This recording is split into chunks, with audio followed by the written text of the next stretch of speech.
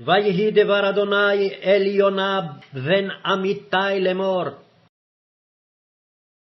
קום לך אל ננבה העיר הגדולה, וקרא עליה, כי עלתה רעתם לפני.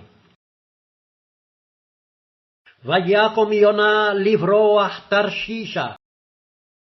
Oh, excuse me, working on allergies, cold, whatever. I should get a flu jab sometime, I don't know. But yeah, this is the fourth and final, of course, episode of this week's Fun Facts with Liam. And this is the one I was almost going to give away in the previous episode. And this is the story regarding the ancient Hebrew biblical story of Jonah and the great fish. I always thought, and I always kind of read a little bit about it with the whole. It's like, how big does that fish have to be to swallow a 5 to 6 foot something fully grown bloke? But I mean, it's one of those things. It's myths, but it's like one of those things that also could have happened to someone, thousands of years ago, where people were more inclined to, live in, or believe they lived in a, or did live in a lands of myth and legend, to quote Kilgara the dragon from the BBC TV series Merlin, voiced by the late great John Hurt, who I could listen to speak all day, especially as that dragon. He was like the best thing about that show. But yeah, getting back on it, Jonah and the great fish. Sometimes the story is sometimes referred to as Jonah and the whale. But people are thinking that it could have easily been an actual fish, as in a shark, because sharks are a type of fish. They have gills and fins. Whales for some reason have fins and fish-like tail, but they have no gills. Therefore, they're not fish. They're mammals.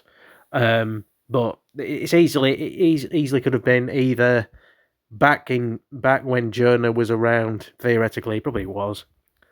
The original Jonah.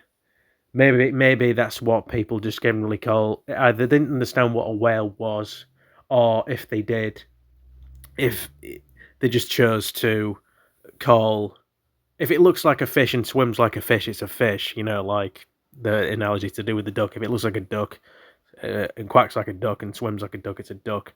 It might have been the same thing, if this event actually happened in real life, or whatever, or the attitudes of the time.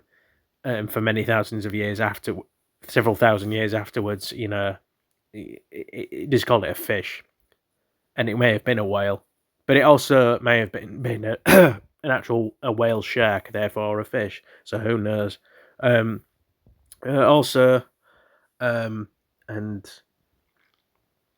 this is kind of a upcoming giveaway to the title in the description, but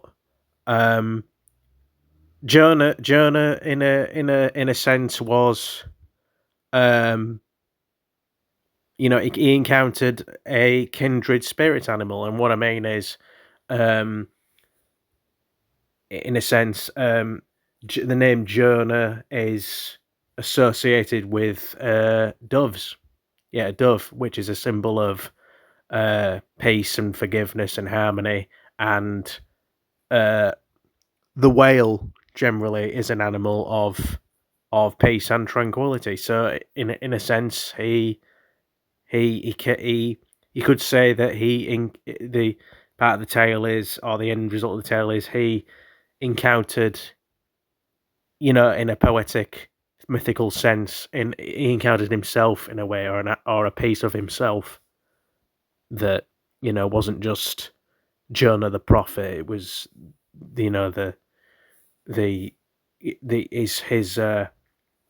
his compassion and stuff given anthropomorphic form, if you will. That's the way I look at it. But yeah, not really else to say on Jonah and the whale / Jonah and the great fish / Jonah and the whale shark, really. So yeah, that's it for this week's Fun Facts with Liam, and I will see you obviously next Friday with this particular set as always, and yeah, cheerio for now.